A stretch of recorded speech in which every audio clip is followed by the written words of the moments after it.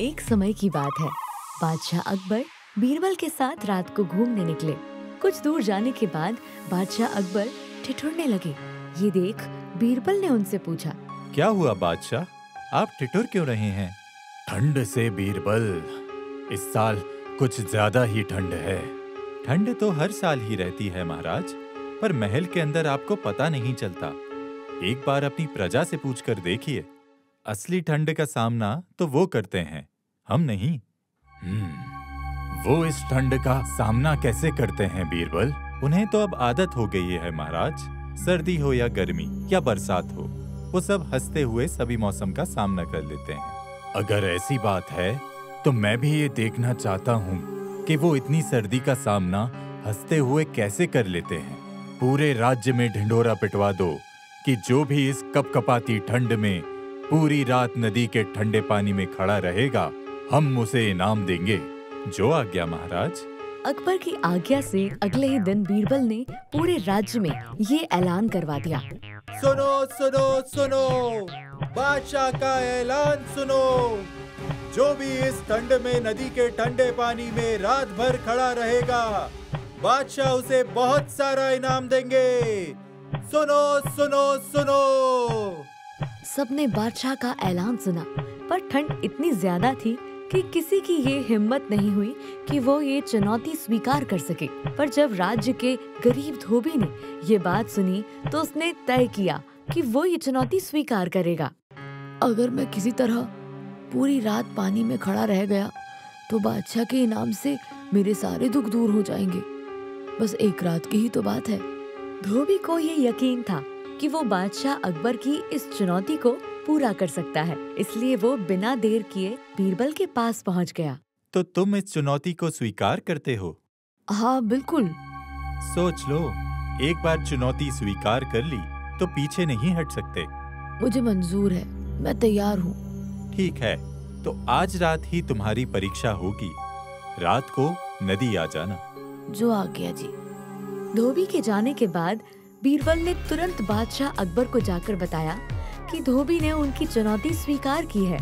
और जैसा कि धोबी को कहा गया था, वो रात होते नदी में पहुंच गया, जहां बादशाह अकबर और बीरबल दोनों उसका इंतजार कर रहे थे। जहांपनाह की जय हो, मैं पानी में जाने के लिए तैयार हूँ, मुझे आज्ञा दीजिए। आज्ञा है। अब हम तुमसे सुबह मिलेंगे। हमारा सैनिक यहीं रुकेगा ताकि तुम पर नजर रख सके, इसलिए कोई भी चालाकी करने की कोशिश मत करना, वरना तुम्हें कठोर दंड का सामना करना पड़ सकता है। जी जहांपनाह। बादशाह के जाते ही धोबी नदी के ठंडे पानी में उतर गया। रात बीतती गई और ठंड बढ़ने लगी। धोबी ठंड के मारे ठिठुर रहा था, पर उसने हिम्मत नहीं हारी और पूरी रात ठंडे पानी में खड़ा रहा। और सुबह होते ही सिपाही उसे बादशाह अकबर के पास ले गया। अद्भुत, तुमने बादशाह की चुनौती को बखूबी निभाया जहांपनाह। इसे इसका इनाम जरूर मिलना चाहिए। हाँ हाँ, क्यों नहीं, इसे इसका इनाम जरूर मिलेगा। मैं प्रसन्न हूँ। पर मुझे ये तो बताओ कि इतनी ठंड के बावजूद तुमने इस कठिन कार्य को किया कैसे? तुम्हें ठंड नहीं लगी?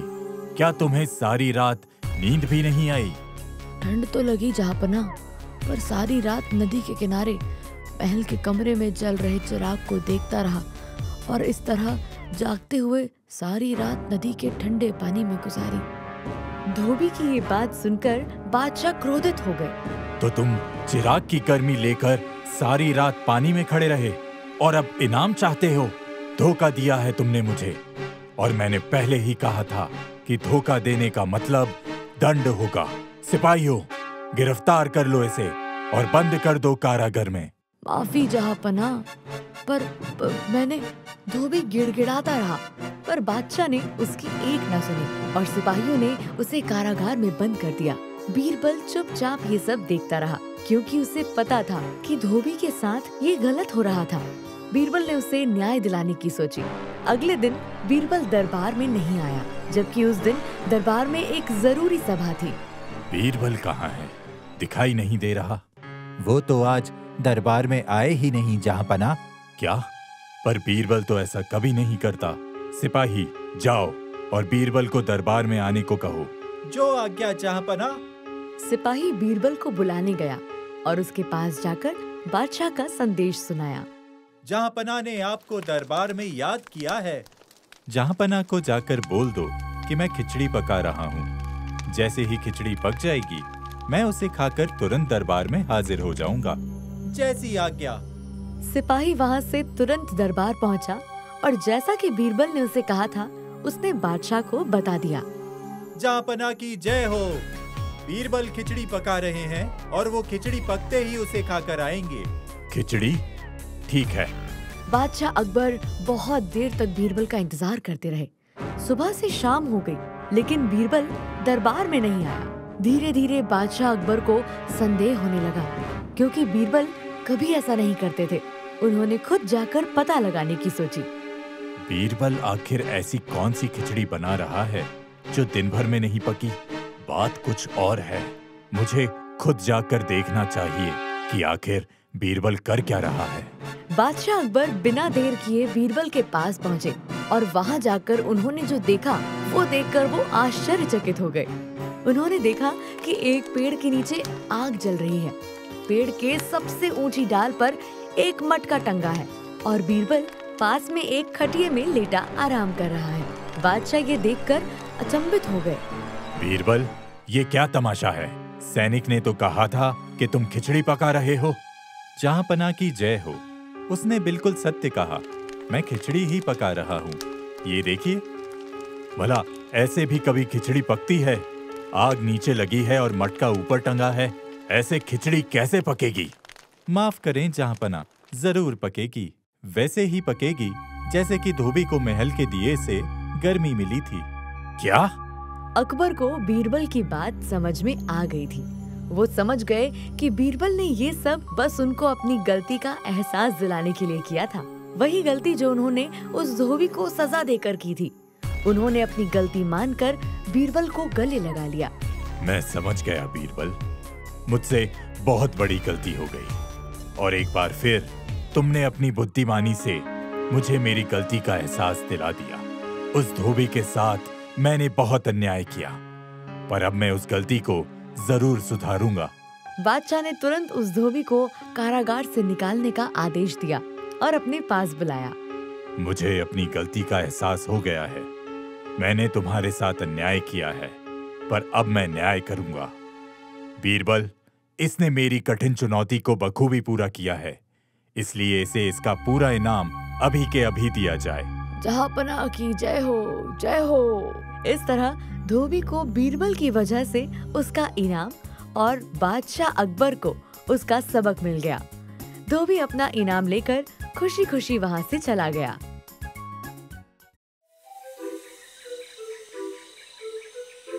एक बार की बात है, एक गांव में एक बूढ़ी औरत रहती थी जो कि बहुत गरीब थी और उसका नाम शांति था।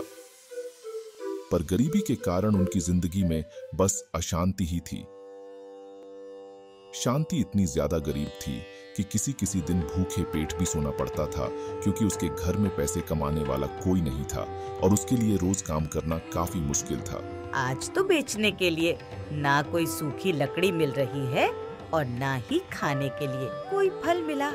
लगता है आज फिर भूखा पेट सोना पड़ेगा। शांति मायूस होकर वहां से अपने घर की ओर चल पड़ी और कुछ दूर जाने के बाद उसकी नजर एक पेड़ पर पड़ी जिसमें बहुत सारे फल लगे थे।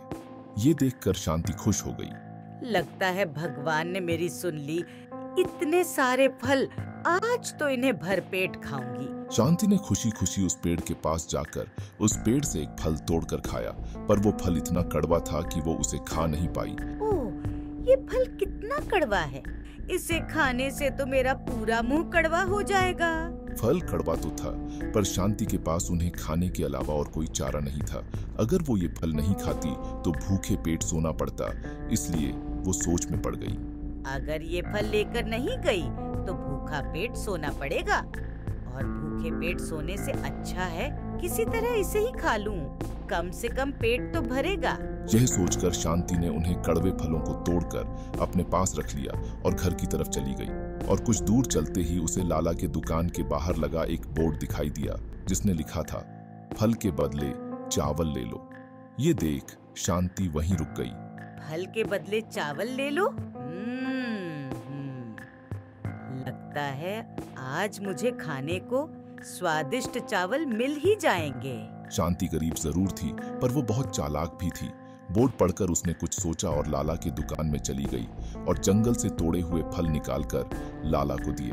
लाला जी, ये लो फल और बदले में मुझे चावल दे दो। लाला ने शांति से फल लेकर उन्हें जैसे ही देखा, उसे समझ में आ गया कि फल कड़वे हैं। ये क्या? ये भी कोई फल है? कितने कड़वे हैं! इनके बदले कुछ नहीं मिलेगा। पर तुमने यहाँ बस फल के बारे में लिखा है, उसमें कड़वा या मीठे का कोई जिक्र नहीं। और फल तो फल होता है। अब तुम्हें चावल देने ही पड़ेंगे, वरना मैं महाराज से शिकायत करूँगी। अरे नहीं नहीं, ऐसा करने की कोई जरूरत नहीं, मैं देता हूँ। शांति की बात बिल्कुल सही थी, इसलिए लाला को ना चाहते हुए भी शांति को कड़वे फल के बदले चावल देने पड़े और इस तरह शांति ने अपनी चालाकी से खाने का इंतजाम कर ही लिया। वाह, इतने दिनों के बाद चावल खाकर मजा आ गया। शांति खाने का स्वाद ले ही रही थी, तभी उसे अचानक सिपाहियों की आवाज सुनाई दी और वो दौड़कर बाहर गई तो देखा महाराज के सिपाही महाराज का ऐलान सुना रहे थे। सुनो सुनो सुनो, महाराज ने राज्य के सभी लोगों के लिए एक प्रतियोगिता का ऐलान किया है। आप सभी उसमें हिस्सा ले सकते हैं। जो भी प्रतियोगिता जीतेगा उसे महाराज इनाम देंगे। सुनो सुनो सुनो। सिपाही की बात सुनकर शांति खुश हो गई।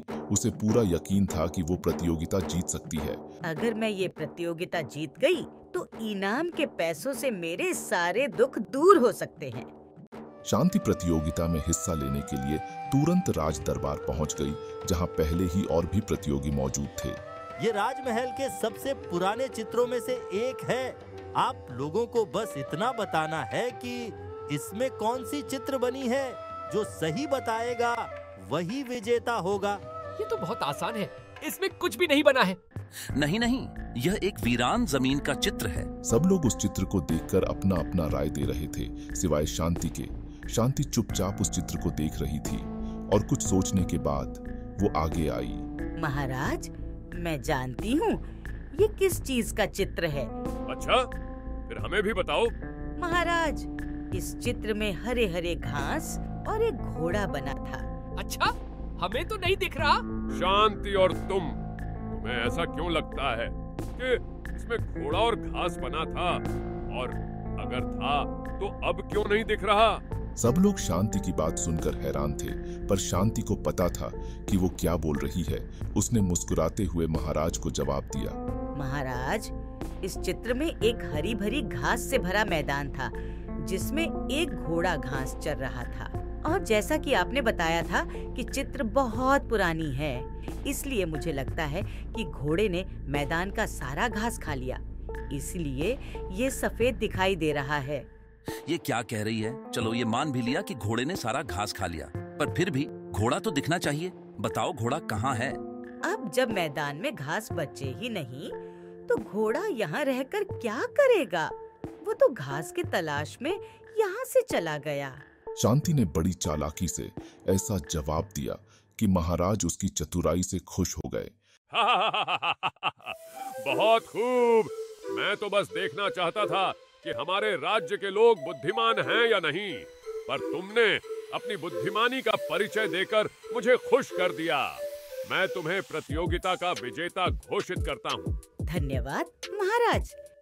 इस तरह शांति ने अपनी चतुराई से प्रतियोगिता जीत ली और इनाम में मिले पैसों से उसके सारे दुख दूर हो गए। उसे फिर कभी भूखे पेट नहीं सोना पड़ा। एक बार कालू कौवे को बहुत जोरों की भूख लगी, लेकिन उसे खाने के लिए कुछ नहीं मिल रहा था। वो खाने की तलाश में इधर उधर उड़ रहा था। तभी कालू कौवे को जमीन में एक हड्डी का टुकड़ा दिखाई देता है। वो खुश होकर टुकड़ा उठाता है और जैसे ही उसे चबाने की कोशिश करता है, दर्द से चिल्लाता है, आह, मेरी चोट! ये तो सिर्फ हड्डी है। लगता है आज का दिन ही खराब है। एक तो भूख से पेट में चूहे दौड़ रहे हैं, ऊपर से खाने को भी मिला तो सिर्फ हड्डी। कालू कौवा फिर खाने की तलाश में उड़ चला। कुछ दूर जाने के बाद उसे एक रोटी का टुकड़ा जमीन पर पड़ा दिखाई दिया। अरे वाह, लगता है आज का दिन उतना भी खराब नहीं। खाने का इंतजाम जो हो गया, कालू कौआ जैसे ही रोटी के पास जाके उसे अपनी चोंच से उठाने जाता है, तभी अचानक से एक चील वहां उड़ता हुआ आता है और रोटी का टुकड़ा उठा के चला जाता है। कालू कौए की चोंच रोटी की जगह जमीन से टकराती है और वो दर्द से चिल्लाता है, मेरी चोंच! आज सब मेरी चोंच के पीछे ही पड़े हैं। रोटी भी गई चोंच से, अब तो भूखे ही रहना पड़ेगा। कालू कौआ फिर से खाने की खोज में उड़ता है। वो इधर उधर बहुत खोजता है, लेकिन उसे कुछ नहीं मिलता। तभी उसकी नाक में एक सुगंध आती है। अरे वाह, क्या खुशबू है! कालू जैसे ही आंख खोलता है, सामने एक चीज का टुकड़ा गिरा हुआ देखता है। ये क्या है? कालू चीज को इधर उधर जंप कर करके सूंघता है। अरे वाह, ये तो चीज है, मेरा फेवरेट चीज। तो सुगंध इससे आ रही थी। आज तो मेरी पार्टी हो गई। कालू कौआ चीज के आसपास खुशी से डांस करने लगता है। पार्टी पार्टी, चीज पार्टी, आज का दिन तो बहुत अच्छा है। कालू कौआ चीज का टुकड़ा उठाता है और एक पेड़ में बैठ जाता है ताकि आराम से चीज खा सके। जंगल में सोनी लोमड़ी भी नीचे खाने की तलाश में भटक रहा था। तभी उसकी नजर एक चूहे पर पड़ी। मिल गया खाना। मुझे माफ करना मेरे प्यारे चूहे, आज तुम्हें मेरे मुंह के अंदर जाना ही होगा, क्योंकि अब मैं तुम्हें खाने वाला हूँ। सोनी लोमड़ी चूहे के पीछे भागता है, लेकिन चूहा जल्दी से भाग के एक टीले में बने अपने बिल में घुस जाता है। सोनी लोमड़ी टीले से टकराकर नीचे गिरता है। चूहा बिल से अपना मुंह निकालकर उसे चिढ़ाता है। क्या हुआ लोमड़ी भाई, तुम तो एक चूहे से हार गए। अगली बार और तैयारी करके आना। लोमड़ी चूहे को गुस्से वाला लुक देता है। चूहा उसे चिढ़ाते हुए अंदर चला जाता है। सोनी लोमड़ी दुखी हो गया क्योंकि उसे बहुत तेज भूख लगी थी। वो दुखी होकर खाने की तलाश में आगे चलने लगा। तभी उसे कालू कौवे की आवाज सुनाई दी और आवाज सुनकर वो इधर उधर देखता है। ये आवाज कैसी? लगता है खाने का इंतजाम हो गया। खाना कहीं आसपास ही है। सोनी लोमड़ी इधर उधर देखता है, लेकिन उसे कोई नजर नहीं आता। तभी उसकी नाक में चीज की खुशबू पड़ती है। वाह, क्या सुगंध है! सुगंध इतनी अच्छी है तो खाना कितना स्वादिष्ट होगा। ये सोच सोच कर ही मेरे मुंह में पानी आ रहा है। सोनी लोमड़ी सुगंध का पीछा करते करते उसी पेड़ के पास पहुंच जाता है जिसमें कालू कौआ अपनी चोंच में चीज का टुकड़ा पकड़ के बैठा था। सोनी लोमड़ी की नजर कालू कौवे पर पड़ती है। वाह, चीज! ये चीज तो किसी भी तरह मुझे खाना ही होगा। इस कौवे के साथ चीज खाने का तो मजा ही कुछ और होगा, वरना मेरे मुंह से पानी टपकता रह जाएगा और कौवा चीज के चटकारे लेकर उड़ जाएगा। उससे पहले कुछ करना होगा। सोनी लोमड़ी चुपके से पेड़ के पीछे जाता है और जोर से जंप मार के पीछे से कालू को पकड़ने की कोशिश करता है, लेकिन कालू तक पहुंच नहीं पाता और धड़ाम से नीचे गिरता है। चीज को पाने की सोनी लोमड़ी की कोशिश काम नहीं आई क्योंकि कालू कौवा बहुत ऊपर बैठा था। ये देख सोनी लोमड़ी चीज को खाने की कोई और तरकीब सोचने लगा। तभी उसे एक आइडिया आया। वो कालू के पास गया और उसकी तारीफों के पुल बांधने लगा। सोनी लोमड़ी पेड़ के सामने कालू के पास जाता है। कालू मेरे दोस्त, तो वो तुम हो? वही मुझे लगा कि इस जंगल में इतना सुरीला गाने वाला कौन है, और उस पेड़ पर बैठे तुम कितने जच रहे हो। ऐसा लग रहा है जैसे जंगल का राजा अपने ऊंचे सिंहासन में बैठा हो, और तुम्हारी आवाज तो गुड़ से भी मीठी है, जिसे सुन मैं खुद को रोक ही नहीं पाया। क्या? मेरी आवाज? इस बात पे तो मैंने कभी ध्यान ही नहीं दिया। कालू विजुअलाइज करता है कि वो राजा के सिंहासन में क्राउन पहन के बैठा है और गाना गा रहा है और तालियों की आवाज आ रही है। अब सोच क्या रहे हो कालू? जल्दी से एक गाना सुनाकर मेरे कानों को तृप्त कर दो। अब मुझसे और इंतजार नहीं हो पाएगा। मैं तुम्हारा गाना सुनकर पूरे जंगल वासियों को तुम्हारी इस अद्भुत कला के बारे में बताऊंगा। तुम ही हो इस जंगल की आन बान और शान, कालू महान। अब तो इसे गाना सुनाना ही पड़ेगा, तभी तो जंगल में मेरी इस कला का पता चलेगा। कालू चीज पकड़े हुए गुनगुनाने लगता है। सोनी लोमड़ी ये देख टेंशन में आ जाता है। ये तो चीज को छोड़ने का नाम ही नहीं ले रहा। कुछ तो करना होगा। ये क्या कर रहे हो कालू? ऐसे मुंह बंद करके गुनगुनाने से क्या होगा? अरे तुम इतने महान गायक हो, गला खोल के गाओ ताकि बाकी जंगलवासी भी तुम्हारे संगीत का आनंद ले सकें। बात तो ये सही कह रहा है, पूरा जोर लगा के गाता हूँ। आखिर बाकी जानवर भी तो मेरी सुरीली आवाज सुने। और जैसे ही कालू ने गाना गाने के लिए अपना मुंह खोला, उसके मुंह से चीज का टुकड़ा नीचे गिर गया, जिसे सोनी लोमड़ी ने उठाया और वहां से भाग गया। मेरा चीज, रुको, मेरा गाना वापस तो करो मुझे। अरे मेरा गाना तो सुन लो कम से कम। धन्यवाद मेरे दोस्त। अब तुम यहाँ बैठे बैठे अपने गाने की प्रैक्टिस करो, तब तक मैं इस स्वादिष्ट चीज का मजा लेता हूँ। वैसे अपना चीज देने के लिए बहुत बहुत धन्यवाद। Bye bye. सोनी लोमड़ी वहां से चला गया और कालू को समझ में आ गया कि सोनी ने उसकी तारीफों के झूठे पुल बांध के बड़ी चालाकी से उसे बेवकूफ बनाया उस चीज के टुकड़े के लिए।